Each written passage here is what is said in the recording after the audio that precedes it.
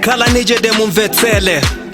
muchele kudu mumvetsetse ine ufumu wanga si wandende koma mabars ndende mayenda mbali kala ngati mashalubu mayenda chozemba mwangoti gululu ndi eni nyanja kuvunga bars ngatavunga mpolopolo ndilipa mwamba sindunena chigololo rap ya chinyanja ndajisunga mbodolo ndikumamwa nkangodzoka mafolo ine na nyamuna ntanda mwanyamula chitanda ndupita gologota mukupita kumanda chichewa sichisafanga tafale ndi mesaya zakuza kwa yine hana nene la mosaya ulosi wanga unalembedwa nzikopa zanga nzozama zosateka kuzikopa chichewa nchokwimila zosateka kundiloza mayenda anga mpepo zosateka kundiloza ndikaphwasula biti nkosateka kuyikonza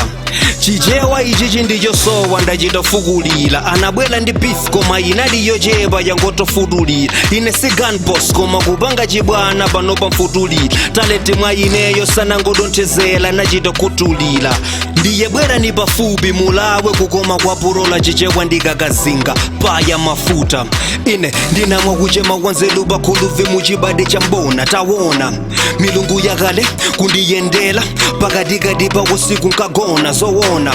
zolemba zanga akuyesa ndiganja koma sakudziwa kungoti ndi matinka